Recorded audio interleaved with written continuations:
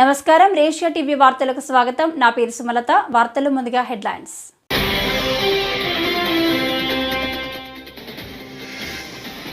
బంగ్లాదేశ్లో కృష్ణదాస్ అరెస్ట్. జగన్కు అదానీ ముడుపుల అంశాలపై పవన్ స్పందన.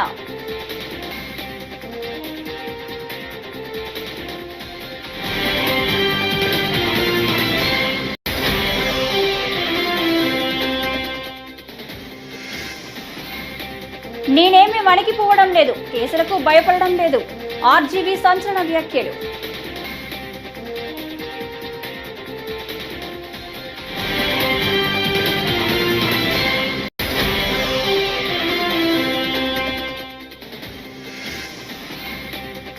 వైసీపీ అధినేత జగన్ అవినీతి బయటపడింది. ఆనం వెంకటరమణారెడ్డి.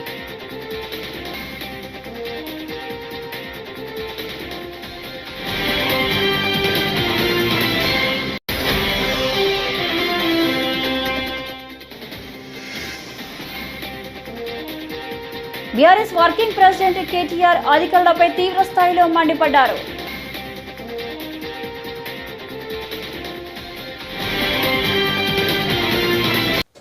ఇక డీటెయిల్స్ చూస్తే, జగన్ కు అదానీ ముడుపుల అంశంపై కేబినెట్లో చర్చించి నిర్ణయం తీసుకుంటామని AP deputy CM Pawan Kalyan తెలిపారు.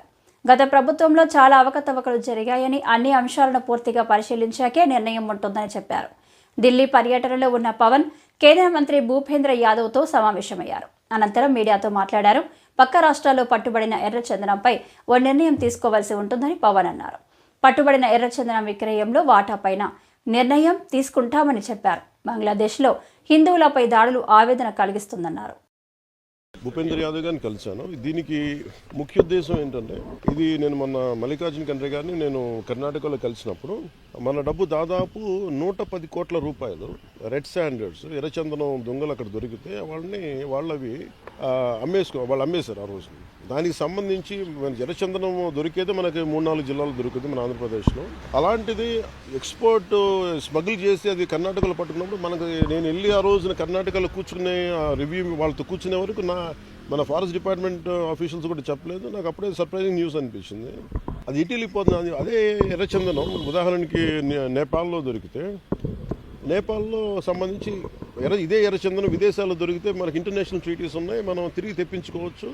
మనం ఖర్చు పెట్టుకుంటే ఎర్రచందనం దొరికిన ఎర్రచందనాన్ని ఆ రెస్పెక్టెడ్ ఎక్కడైతే సోర్స్ కంట్రీ ఏది ఉందో వాటికి పంపించేయచ్చు అనేది నిబంధనలు. దాని ప్రకారం నేను అటవీ శాఖ మంత్రి బాధ్యతగా తీసుకున్న తర్వాత నేపాల్లో ఉండిపోయింది, మనం చేసాం.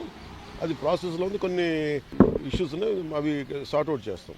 అలాంటిది మన పక్క రాష్ట్రాల్లో దొరికినప్పుడు నేను అడిగింది ఏంటంటే, అలాంటి ట్రీటీస్ ఏలేవా మనకి అన్నాను. లేదు, మీరు ప్రయత్నం చేస్తున్నాం అంటే, అంతకుముందు 23లో ఒక నోడల్ ఏజెన్సీ పెట్టాలని ఒక ప్రయత్నం ఉంది. అప్పుడు గవర్నమెంట్ దాన్ని ముందుకు తీసుకెళ్ళలేదు. సో నేను తిరిగి దాన్ని రివైవ్ చేసి భూపేంద్ర యాదవ్ గారి దృష్టికి తీసుకొస్తే ఆయన ఈ రోజున అపాయింట్మెంట్ ఇచ్చారు.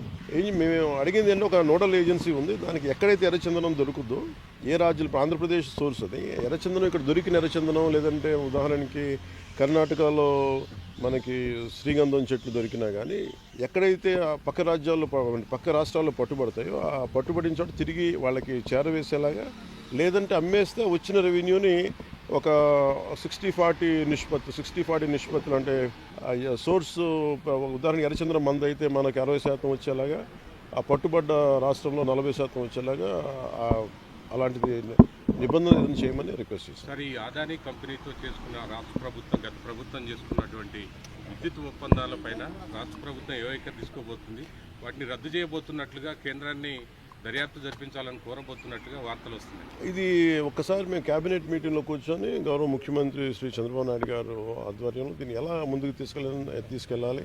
ఎందుకంటే మేము 7 పేపర్స్ చేసినప్పుడు జనరల్గా ఒక ప్రెస్ మీట్లో చెప్పలేదు. దానికి చాలా త్వరగా ఎక్సర్సైజ్ చేసాం, చాలా లోతుగా అధ్యయనం జరిపిన తర్వాత కానీ మాట్లాడలేదు. ఇది కూడా సెన్సిటివ్ ఇష్యూ. ఎందుకంటే నాకు అనిపిస్తుంది ఏంటంటే, వ్యక్తిగతంగా ఇది తన కోసం ఏపీ పోలీసులు గాలించడంపై వివాదాస్పద దర్శకుడు రామ్ గోపాల్ వర్మ తాజాగా ఓ సంచలన వీడియో విడుదల చేశారు. పోలీసుల నోటీసులకు తాను ఏడవడం లేదని, వణికిపోవడం లేదని చెప్పారు. తాను సోషల్ మీడియాలో పెట్టిన పోస్టులు ఎవరి మనోభావాలను దెబ్బతీశాయట అంటూ వ్యంగ్యంగా మాట్లాడారు. Extremely sorry to disappoint. నేను ఉనికిపోతున్నాను, మంచం కింద నేడుస్తున్నాను అని అందరూ whatever the media is speculating. వాళ్ళందరికీ చిన్న డిసప్పాయింట్మెంట్గా ఉండొచ్చు వీడియో. ఇక్కడ పాయింట్ ఏంటంటే I just want explain the whole concept. ఇప్పుడు నేను ఆల్మోస్ట్ ఒక 1 year బ్యాక్ ఏదో ట్వీట్స్ పెట్టాను అనే ఎలిగేషన్. ఆ ట్వీట్స్ ఎవరో మనోభావాలు దెబ్బతిన్నాయి. ఇక్కడ విచిత్రం ఏంటంటే 1 year బ్యాక్ పెట్టిన ట్వీట్స్ 4 డిఫరెంట్ ప్లేసెస్లో 4 డిఫరెంట్ జ్యూరిస్డిక్షన్స్లో 4కి ఒకే 3-4 రోజుల వ్యవధిలో వాళ్ళ మనోభావాలు దెబ్బతిన్నాయి. వాళ్ళు ఆ పరంగా కంప్లైంట్ ఇవ్వడం, కేసులు పెట్టడం జరిగింది. ఇక్కడ పాయింట్ 1 ఎవరి మీద అయితే నేను పెట్టానని వాళ్ళు చెప్తున్నారో వాళ్ళకి లేదు, ఎవరో థర్డ్ పార్టీ, అసలు సంబంధం లేనివాడు. ఆ కాంటెక్స్ట్ లో అసలు ఈ కేసు ఎలాగా, ఈ సెక్షన్స్ ఎలా వర్తిస్తాయి అనేది అప్పుడు ఆబ్వియస్ గా నాకు వచ్చే అనుమానం కానీ, నాకు కానీ నా మనుషులు కానీ, ఇది ఒక పర్సిక్యూషన్ చేయడానికి ఒక పద్ధతి ప్రకారం ఉన్న ఎలవబుల్ లాస్ ని వాడుతున్నారా, లేకపోతే ఇప్పుడు వరల్డ్ ఓవర్ ఒక ఫినామినా ఏం జరుగుతుందంటే పొలిటికల్ పార్టీస్ వాళ్ళు they are weaponising the systems of the police. అది అమెరికాలో జరుగుతుంది, యూరోప్ లో జరుగుతుంది, ఇక్కడ కూడా జరుగుతుంది. అప్పుడు నేను ఏ ఒక్క వ్యక్తిని, ఒక పోలీస్ ఆఫీసర్ని కానీ, ఒక పొలిటికల్ పర్సన్ కానీ నేను బ్లేమ్ చేయట్లేదు. I think it happens in certain ఒక ఏమంటారు దాన్ని, ఒక వే. అది అందరూ కూడా ఎంతో కొంత అది చేయటానికి టెంప్టేషన్ ఉండొచ్చు. But eventually there is the law of the land which will take the final call. So అది that I completely agree, believe in that and I abide by that as a citizen. So ఇప్పుడు ఇక్కడ జరిగింది ఏంటి, నాకు ఒక notice వచ్చింది, నేను ఒక రిప్లై ఇచ్చాను, ఫలానా చోట ఫలానా తారీఖు నేను వస్తాను. అప్పటికి నాకు జరుగుతున్న పని ఒక ఆన్గోయింగ్ స్కెడ్యూల్ ఉంది కాబట్టి, నాకు ఫిల్మ్ వర్క్ ఉంది కాబట్టి అవ్వలేదు. అండ్ ఇట్ ఈస్ వేరే ప్రొడ్యూసర్ చేస్తాను, ఆ ప్రొడ్యూసర్కి నష్టం వస్తుంది కాబట్టి నేను మళ్ళీ టైం అడిగాను. ఇదేంటి కేసు, ఇదేం అర్జెంట్ కేసు అంటే 1 year తర్వాత ట్వీట్ చూసిన అతనికి 1 week లో అన్ని అయిపోవాలనేది ఏమన్నా మీనింగ్ ఉంటుంది అసలు దానికి? So which basically means it is being done for purposes other than the urgency of the case. If the urgency of the case అంటే మీరు మర్డర్లు గేడలు ఇన్ని జరిగి సంవత్సరాలు తీసుకుని. బీఆర్ఎస్ వర్కింగ్ ప్రెసిడెంట్ కేటీఆర్ అధికారులపై తీవ్ర స్థాయిలో మండిపడ్డారు. సిరిసిల్ల కలెక్టర్ లాంటి సన్నాసులను తీసుకొచ్చి కక్షపూరితంగా రాజకీయం చేస్తున్నారు. ఏం చేసినా ఫరక్ పడదు, బీఆర్ఎస్ వెంట్రుక కూడా పీకలేరు. కలెక్టర్లు, పోలీసులు, అధికారులు ఎన్ని రోజులు నాటకాలు చేస్తారో చూద్దాం. రాసి పెట్టుకోండి, నేను అంత మంచివాడిని కాదు. ఇవాళ ఎవరైతే అతి చేస్తున్నారో వడ్డీతో సహా తిరిగిచ్చే బాధ్యత నాది అని సంచలన వ్యాఖ్యలు చేశారు. ప్రస్తుతం ఈ వీడియో వైరల్ అవుతుంది. ఇటువంటి సన్నాసులను ఇలా తీసుకొచ్చి కక్షపూరితంగా రాజకీయం చేసే ప్రయత్నం చేస్తా ఉన్నారు.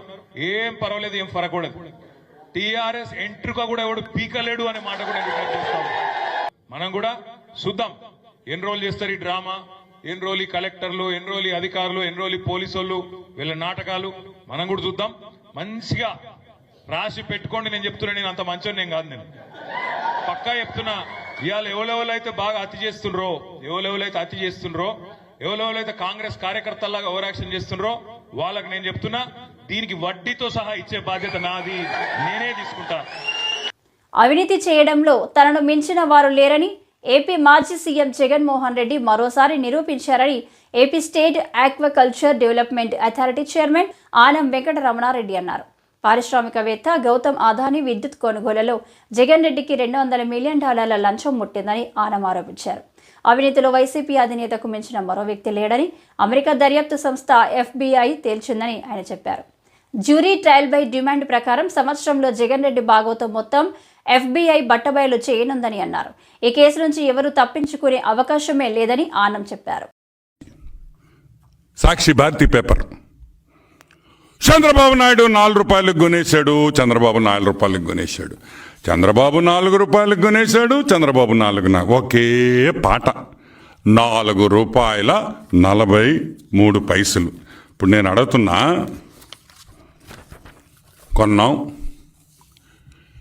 మేము కొనలేదని చెప్పలేదా? కొన్నావా? ₹4.43 కొన్నాం. మమ్మల్ని మీరు దొంగ అంటున్నారు. సరే, ఆ సంవత్సరంలో NTPC తెలంగాణ ₹4.66 కొనింది. అంటే కేసీఆర్ దొంగ అంతే కదా. చంద్రబాబు నాయుడు ₹4.43 కొని అదే ఎన్టీపీసీ సోలార్ పార్క్ ఇదో ఎన్టీపీసీ తెలంగాణలో అగ్రిమెంట్ అయితే అప్పటికి వాళ్ళు కూడా దొంగలే కదా. సరే, అది పక్కన పెడతాం. రాజస్థాన్ ₹4.34 అంటే ఏంది? దీని అర్థం ఏంది? ఈ స్టేట్స్లో కాదు, ఒక ఆంధ్రానే కాదు, ఆ రోజు భారతదేశంలో ఉండిన రేట్ అది. భారతదేశంలో ఉండిన రేటు ఆ రోజు ₹4.43 నుంచి ₹4.67 వరకు వేరియేషన్ ఉండింది. ఆ రేటే చంద్రబాబు నాయుడు కొన్నారు. అనంతపూర్ సోలార్ పార్క్కి చేసిన పీపీఐలో అన్ని రాష్ట్రాల్లో చేసిన ప్రైజులో అతి తక్కువ ప్రైజ్ చంద్రబాబు నాయుడు గారిదే అని కూడా నేను మనవి చేస్తున్నా. మరి ఎక్కడ జరిగింది తప్పు? కలాం రెడ్డి, తెల్లగడ్డం కలాం రెడ్డి, ఎక్కడ జరిగిందయ్యా? మా మీదకి FBI రాలేదే, మా మీద CBI రాలేదే. నువ్వు గవర్నమెంట్లో ఉన్నావు, మేము తప్పు చేసి చంద్రబాబు నాయుడు మోసం చేసి లంచం తిని ఆ రోజు చేస్తుంటే నువ్వెందుకు కేసు పెట్టలేదు, ఎందుకు ఎంక్వైరీ పెట్టలేదు అని అడుగుతున్నా. ఆ రోజు అబ్దుల్ కలాం రెడ్డి IAS ఆఫీసర్ కదా. ఏం రెడ్డి, నువ్వు ఎందుకు కేసు పెట్టలేదు చంద్రబాబు నాయుడు మీద? ఎందుకు పెట్టలేదు? నువ్వు చెప్పావు కదా, ప్రెస్ మీట్లో చెప్పావు అవకతవకలు జరిగినాయా. ఎందుకు పెట్టలే? అది పెట్టేదానికి ఘోష ఒకటి ఉంటే కదా పెట్టేదానికి. ఏం పెడతారా? మాది ఓపెన్ బుక్, మేమేం దాచుకోవాల్సిన అవసరంలా. మా ప్రతి జీవో వెబ్సైట్ మీద ఉంటుంది. మా ప్రతి తిరుమల శ్రీవారిని సినీ నటి జ్యోతిక దర్శించుకున్నారు. బుధవారం వేకువజామున శ్రీవారి సుప్రభాత సేవలో జ్యోతిక పాల్గొన్నారు.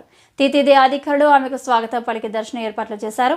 దర్శనానంతరం జ్యోతికకు రంగనాయకుల మండపంలో పండితులు వేదాశీర్వచనం చేసి స్వామివారి తీర్థ ప్రసాదాలను అందజేశారు. Madam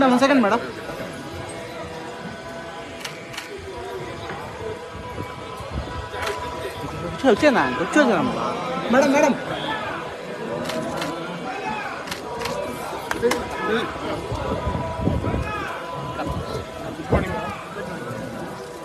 slow madam.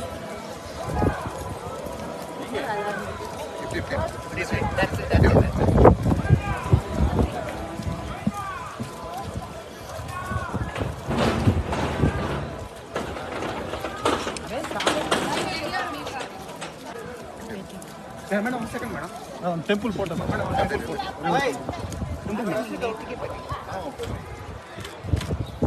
Madam madam ఇచ్చారు మేడం. వెంకీ వెంకీ వెంకీ వెంకీ వెంకీ చూసుకున్నారా సాంగ్లో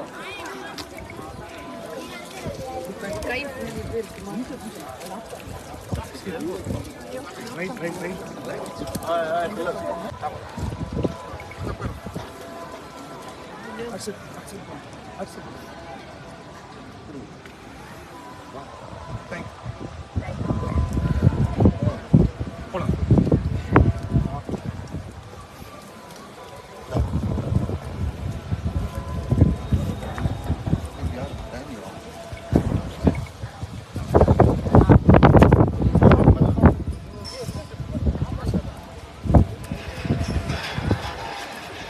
சரிங்க madam thank you ma'am thank you సరిపోతుందా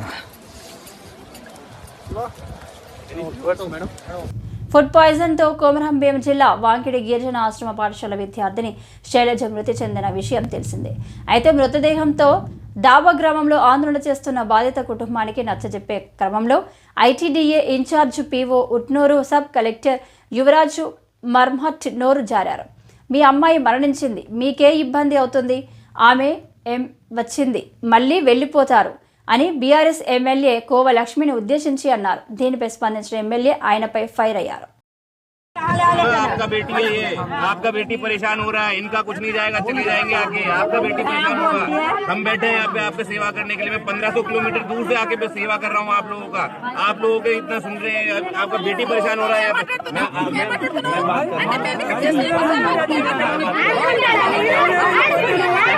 1500 किलोमीटर दूर से आके आप लोगों की बात कर रहा हूँ मैं। आप लोग, मैं कह रहा हूँ ना यहाँ पे आप लोगों को कोई तकलीफ ना होने देगी।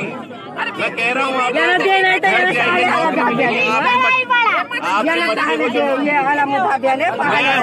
अरे मेरे होने का क्या वैल्यू हो गया ये बताइए। मैं IAS ऑफिसर यहाँ खड़ा हूँ, 2 साल बाद कलेक्टर खड़ा हूँ आप लोगों के सामने। बताइए और क्या चाहिए। नहीं हूँ 2 साल बाद कल से जिले का कलेक्टर बन जाऊंगा तो आप यही बोलेंगे, तभी तो यही बोलेंगे ना। आप बताइए, आप बताइए आपकी बेटी परेशान हो रही है, इनकी बेटी परेशान हो रही है। ఆలూరు గ్రామ పంచాయతీలో పనిచేసిన మహిళా వర్కర్ తనకు 4 నెలలుగా రావాల్సిన జీతం ఇవ్వకుండా సంబంధిత అధికారులు తనను తీవ్రంగా ఇబ్బందులకు గురిచేస్తున్నారని మంగళవారం ఆదోని పట్టణంలోని సబ్ కలెక్టర్ కార్యాలయం ముందు ఆందోళన వ్యక్తం చేశారు. వారు మాట్లాడారు. అలాగే తనలాగే చాలా మంది వర్కర్లకు ఇవ్వలేదని రాష్ట్రంలో డిప్యూటీ సీఎం పవన్ కళ్యాణ్ తమకు న్యాయం చేయాలని కోరారు. లేదంటే రోడ్డుపైకి వచ్చి ఆందోళన చేస్తామని అన్నారు. చెప్తున్నా సెక్రటరీ మీద. నా పేరు మాధవి, ఆలూరుకు చెందిన పాపని. నాకు ఇట్లా ఈ విధంగా అన్యాయం జరిగింది, గ్రామ పంచాయతీ వర్కర్స్ని నాకు ఈ విధంగా జరిగింది. నాకు న్యాయం చేయమని అడుగుతున్నాను. పవన్ కళ్యాణ్ సార్ నాకు దయచేసి న్యాయం చేయండి. వీళ్ళు పట్టించుకోరు, ఇట్లా పట్టించుకుంటామంటారు, మళ్ళీ వెనక పెట్టేస్తున్నారు. నాకు న్యాయం జరిగితేనే మళ్ళీ నేను ఆఫీస్లో ఉంటాను, లేకుంటే రోడ్లో వచ్చి కూర్చుంటాను, లేదంటే తాగలు పెట్టుకుని చూపిస్తాను. అది 4 నెలలు సార్, 1 నెలగా 4 నెలలుగా 3 రోజులు తిరుపతికి పోయి అడుక్కొని పోయింది కూడా నువ్వు ఆబ్సెంట్ వేసుకొని జీతం ఖర్చేస్తున్నాడు. ఏడ్చి అడిగినా కూడా ఈయన పో, ఎవరు చెప్పుడు చెప్పుకోపో. పోయిన సెక్రటరీ తిన్నాడు, వాడిని అడుకోపోనంటే ఎవరిని అడగాలి మేము. పోతాడు ఎవరు ఏరు. అన్ని అప్లికేషన్లు పెట్టినాను, ఎవరు ఇంతవరకు రెస్పాన్స్లే లేదు. నాకు ఎవరు పలకటం లేదు. ఏమమ్మా పలాంది కూడా అని చెప్పటం లేదు. ఏం మేడం నాకు ఇట్లా న్యాయం చేస్తామని అడుగుతున్నానంటే స్పందన ఉంది కదా సార్, దాంట్లో కూడా పెట్టినాను. ఏమో నాకు ఇట్లా న్యాయం చేయండి, ఏమో నాకు తెలియదు, సార్ని అడగాల. వాళ్ళు అంటున్నారు పైన వాళ్ళు, మళ్ళీ ఎవరిని అడగాలి మేము. దండుకున్నారు సార్, దండుకున్నారు. అధికారులు ప్రజాప్రతినిధుల సమన్వయంతో గ్రామాలను అభివృద్ధి చేసుకుందామని పత్తికొండ ఎమ్మెల్యే కేఈ శ్యామ్ కుమార్ పేర్కొన్నారు. మంగళవారం పత్తికొండలోని స్థానిక ఎంపీడీఓ కార్యాలయంలో ఎంపీపీ నారాయణదాస్ అధ్యక్షతన మండల సర్వసభ్య సమావేశం నిర్వహించారు. బ్రిడ్జి పూర్తి చేయడంతో పాటు పంట కాలువలు పూర్తి చేసి ఎడమ కాలువకు పందికోన రిజర్వాయర్ నుంచి నీటిని వదలాలని దూదెకొండ ఎంపీటీసీ సభ్యుడు పెద్ద ఈరన్న సమావేశంలో కోరారు. ఇట్లాంటి భూముల కోసం చాలా మంది తరలిలాడుతారు. మన కాడ మంచి భూములు ఉన్నాయి కానీ నీళ్లు లేకుంటే మరి చంద్రబాబు నాయుడు గారి వల్ల అప్పుడు ఎప్పుడో అయిపోయాల్సిన ప్రాజెక్టు ప్రస్తుతానికి ఇప్పుడు కంప్లీషన్ దగ్గర మనం వచ్చాము. చాలా సంతోషమైన మాట అది. మరి ఆ కంప్లీషన్ అయిన తర్వాత ఈ నీళ్లు పడడం ఎప్పుడైతే స్టార్ట్ అవుతుందో మనం అప్పుడు అగ్రికల్చర్ పైన దృష్టి పెట్టాలి. అగ్రికల్చర్ పైన పెట్టి ఎప్పుడు కూడా మనం టమాటో అని అనకుండా మనము వేరే రకంగా వేరే ప్రొడ్యూస్ కోసం పోవాలి. మనం అది అగ్రికల్చర్ డిపార్ట్మెంట్ పైన అప్పుడు ఎక్కడ పోయినా అప్పుడే చెప్పను. అగ్రికల్చర్ దీనిపైన ఎక్కువ ఏదో దీని గురించి ఈ డిపార్ట్మెంట్ మాట్లాడుతున్నాం. తమ్ముడు మనము లాస్ట్ టైం మనము డిస్కషన్ చేసినప్పుడు మీ బృందం అందరూ కలిసి ఏదైతే ఊళ్ళో ఉన్నారో అక్కడ పోయి మీరు సదస్సులు ఏర్పాటు చేసుకోవాల్సింది. ఉత్త టమాటో పైన దృష్టి పంపించి వేరే ప్రొడ్యూస్ అంటే ఇప్పుడు ఎక్స్పోర్ట్ అయ్యే ప్రొడ్యూస్ చాలా మందికి వస్తున్నాయి. బేబీ కార్న్, బేబీ పొటాటోస్, దాని తర్వాత లెటర్స్ అవన్నీ చెప్పి రకరకాలుగా అవన్నీ దానిపైన కూడా మీరు అవగాహన చూపి నేర్పియాలి. వాళ్ళందరినీ చెప్పాలి, అక్కడ సదస్సులు ఏర్పాటు చేయాలి. మనము ప్రస్తుతానికి అయితే ఈ 5 years లో నా తరఫు నుంచి అయ్యే programme irrigation and agriculture maximum, దాని తర్వాత వచ్చి ఎడ్యుకేషన్, దాని తర్వాత వచ్చి కనెక్టివిటీ. దీంట్లో పైన 100% గా నేను వర్క్ చేశాను. ఇక్కడ ఉన్న సర్పంచ్లకి, ఎంపీటీసీలకు కూడా నా వినతి ఏమంటే మీరు దయచేసి డెవలప్మెంట్ కి కూడా మీరు తోడ్పడాలా. మీ కాడ ఉండే ఫండ్స్, నేను తీసుకుని వచ్చే ఫండ్స్ కలిపి చేస్తే మన 100% గా పత్తికొండకి న్యాయం చేసుకొని మనం రైతాం. మనము మరి డెవలప్మెంట్ మాదక ద్రవ్యాల నియంత్రణ వినియోగంపై కఠిన చర్యలు తీసుకోవాలని కర్నూలు జిల్లా కలెక్టర్ పి రంజిత్ బాషా అధికారులను ఆదేశించారు. మంగళవారం కర్నూలు కలెక్టరేట్ కాన్ఫరెన్స్ హాల్లో మాదక ద్రవ్యాల నియంత్రణకు సంబంధించి జిల్లా సమన్వయ కమిటీ సమావేశం నిర్వహించారు. వారు మాట్లాడుతూ పాఠశాలలు, కాలేజీలు, యూనివర్సిటీల యాజమాన్యాలు విద్యార్థులకు మాదక ద్రవ్యాల వాడకం వల్ల జరిగే నష్టాలు, ప్రమాదాల గురించి వివరించారు.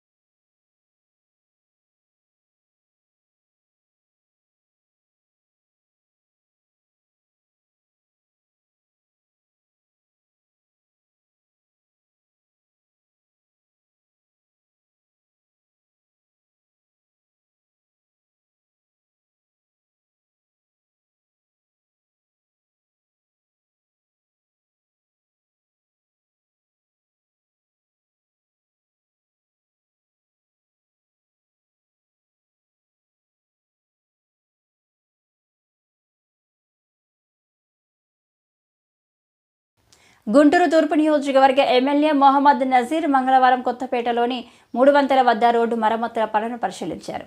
ఈ సందర్భంగా ఆయన అధికారులను మరమ్మతులు వేగవంతంగా పూర్తి అయ్యేలా పనులను నిర్వహించాలని సూచించారు.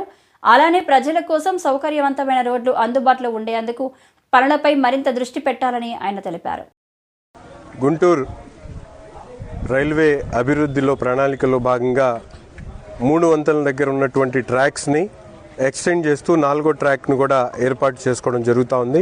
అందులో భాగంగా ముఖ్యంగా ప్రధాన రహదారికి ఉన్నటువంటి 3 వంతెనల రోడ్డు పూర్తిగా డైవర్ట్ చేయడం జరిగింది.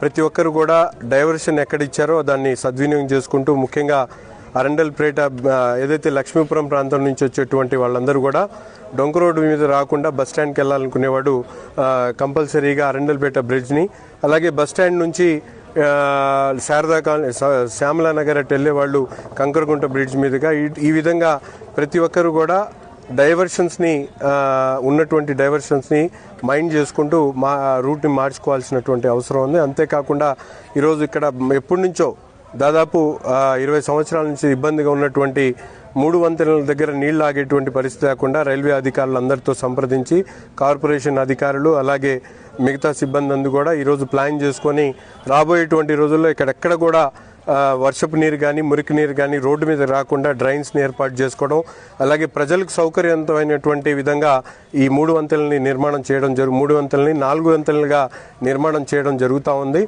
ఈ 2 నెలల పాటు ప్రజలకు ఎటువంటి ఇబ్బంది ఉన్నా కూడా అనేది భావించకుండా ప్రతి ఒక్కరు కూడా సహకరించాలని చెప్పి మనస్ఫూర్తిగా కోరుకుంటూ ప్రతి ఒక్కరు కూడా ఆటో నగర్ నుంచి ఇటు శ్రీనగర్ వెళ్లాల్సినటువంటి వాళ్ళు కానీ, బస్టాండ్ దగ్గర నుండి సంజీవ్ నగర్ రావాల్సినటువంటి వాళ్ళు కానీ, అలాగే కొత్తపేట, నా సెంటర్ తదితర ప్రాంతాల నుంచి ఇటువైపు 3 వంతెనల వైపు వచ్చేటువంటి ప్రతి ఒక్కరు కూడా ఈ డైవర్షన్స్ అన్ని కూడా జాగ్రత్తలు తీసుకోవాల్సిందిగా ప్రతి ఒక్కరిని కూడా కోరుతా ఉన్నాం. అందరూ ఆరోగ్యంగా ఉంటేనే మానవ వనరులు సద్వినియోగం అయ్యి సమాజం అభివృద్ధి చెందుతుందని రాజమండ్రి సిటీ ఎమ్మెల్యే ఆదిరెడ్డి శ్రీనివాస్ అన్నారు. తిలక్ రోడ్డులోని తన కార్యాలయంలో బుధవారం ఆయన సీఎం సహాయ నిధి చెక్కులను లబ్ధిదారులకు అందజేశారు. ఈ సందర్భంగా ఎమ్మెల్యే ఆదిరెడ్డి శ్రీనివాస్ మాట్లాడుతూ తమ ప్రభుత్వం వైద్యానికి అధిక ప్రాధాన్యం ఇస్తుందన్నారు. రాష్ట్ర ప్రజలంతా ఆరోగ్యంగా ఉండాలనేది ముఖ్యమంత్రి చంద్రబాబు నాయుడు సంకల్పమన్నారు. అందుకే ఎన్టీఆర్ వైద్య సేవల ద్వారా పేదలకు ఉచిత వైద్యం అందిస్తున్నారని తెలిపారు. ఎన్టీఆర్ వైద్య సేవలు వర్తించని పేదలకు సీఎం సహాయ నిధి నుంచి ఆర్థిక సాయం అందజేస్తున్నామని చెప్పారు. గత 5 ఏళ్ల వైసీపీ పాలనలో రాజమండ్రిలో సీఎం సహాయ నిధి నుంచి ఒక్క చెక్కు కూడా ఇవ్వలేదని విమర్శించారు. తమ ప్రభుత్వం అధికారంలోకి వచ్చిన ఈ 5 నెలల్లో ఇంతవరకు సుమారు 35 లక్షలు సీఎం సహాయ నిధి నుంచి తాను తీసుకువచ్చి అందజేశామని ఎమ్మెల్యే ఆదిరెడ్డి శ్రీనివాస్ చెప్పారు. మరో 60 లక్షలు పెండింగ్లో ఉన్నాయని వాటిని కూడా త్వరలో అందజేస్తామని భరోసా ఇచ్చారు. పేదలకు మెరుగైన వైద్యం అందించడానికి రాజమండ్రి ప్రభుత్వ ఆసుపత్రిలో సదుపాయాలు కల్పిస్తున్నామని, సిబ్బంది పనితీరు మార్చుకోవాలని హెచ్చరించామని, మొత్తంగా ఆసుపత్రి నుంచి ప్రక్షాళన చేస్తున్నామని ఎమ్మెల్యే ఆదిరెడ్డి శ్రీనివాస్ వివరించారు. ఈ కార్యక్రమంలో తెలుగుదేశం పార్టీ నాయకులు పాల్గొన్నారు. ఆరోగ్యమే మహాభాగ్యం. ఆరోగ్యకరంగా ఉంటే, శారీరకంగా మానసికంగా ఆరోగ్యకరంగా ఉంటే సమాజానికి అభివృద్ధికి మానవ వనరులు ఉపయోగపడతాయి. తద్వారా మనం అనేకమైన సమాజానికి ఉపయోగపడే కార్యక్రమాలు చేయడానికి అవకాశం ఉంటుంది. అదే అనారోగ్య పాలైతే మానవ వనరులు ఉపయోగపడకపోవడంతో పాటు కుటుంబం కూడా చాలా ఇబ్బందులు పడతారు. వీటన్నిటిని గ్రహించే గౌరవ ముఖ్యమంత్రి వర్యులు నారా చంద్రబాబు నాయుడు గారు ఆరోగ్యకరమైన సమాజం కోసం వైద్య వ్యవస్థని ప్రక్షాళన చేసుకుంటూ అనేకమైన కార్యక్రమాలు కూడా తీసుకోవడం జరుగుతూ ఉంది. మీరు గమనించినట్లయితే గత 5 సంవత్సరాలు ఆనాడున్న ఏదైతే వైద్య వ్యవస్థ ఆరోగ్యశ్రీ వ్యవస్థ ద్వారా ఆ నెట్వర్క్ హాస్పిటల్స్ ద్వారా జరిగేది కాకుండా దాంట్లో వర్తించిన వారు ఎవరైనా సరే బలహీన వర్గాల వారి సొంత డబ్బుతోటి ఏదైనా ఆపరేషన్ చేయించుకుంటే స్పందించే నాదుడే లేకుండా పోయేవారు. కానీ ఈనాడు ముఖ్యమంత్రి గారు ఈ యొక్క కూటమి ప్రభుత్వం వచ్చిన తర్వాత చాలా దూరదృష్టితో ఆలోచించి ఎన్టీఆర్ వైద్య సేవలో వర్తించినవి ఏదైతే ఉన్నాయో ఆ బలహీన వర్గాల వారు కానీ లేకపోతే వారికి ఉన్న ఆర్థికపరమైన సమస్యల వలన కానీ సొంత ఖర్చులతో చేయించుకున్న వారికి ఊరట కలిగించాలని ఎన్నికల ముందు ఆయన అనేక సందర్భాలు చెప్పేవారు. మీ ఇంటిలో పెద్ద కొడుకునై అన్ని బాధ్యతలు తీసుకుంటానన్నారు. దానికి తగ్గట్టుగా ఈ రోజున రాజమహేంద్రవరంలోని మేము పెట్టిన ప్రతి అర్జీకి చంద్రబాబు నాయుడు గారు ఇక్కడ ఉన్న ప్రజల యొక్క ఇళ్లలోని పెద్ద కొడుకుగా బాధ్యత తీసుకొని ఇప్పటికే సుమారు 35 లక్షలు విలువైన చెక్కులు ఈరోజు రాజమహేంద్రవరం నగరానికి మంజూరు చేయడం జరిగింది. 35 లక్షల విలువ చేసే చెక్కులు గత 5 సంవత్సరాలు ఒక్కటంటే ఒక్క చెక్కైనా వీళ్ళు తేగలిగారా? వైసీపీ పార్టీ వారు ఏనాడైనా ఈ విధంగా ఆదుకోగలిగారా? ఏనాడు ఆదుకోలేదా? 5 సంవత్సరాలు ఈ ట్రస్ట్ హాస్పిటల్ ఏదైతే వైద్య సేవల ద్వారా అక్కడ కూడా అనేకమైన అవకతవకలు. ఈరోజు 35 లక్షలు మంజూరు చేయడంతో పాటు ఇంకా 60 లక్షలు విలువ చేసే చెక్కులు ఇంకా సీఎంఓలో పెండింగ్లో ఉన్నాయి. వాటిని కూడా అతి దగ్గరలో మంజూరు చేసుకుంటూ వస్తాం. తప్పకుండా ఏదైతే ఈ యొక్క కూటమి పైన విశ్వాసంతో ప్రజలు ఓటేస్తున్నారో మేము ఏదైతే ఎన్నికల ముందు హామీ ఇచ్చున్నామో ప్రతి హామీని నెరవేర్చుకుంటూ ఒక పక్కన సీఎం రిలీఫ్ ఫండ్ ద్వారా ఆదుకుంటా ఉన్నాం. మరో పక్కన ఏదైతే ఎన్టీఆర్ ఈ వార్తలు ఇంతటితో సమాప్తం. నమస్కారం.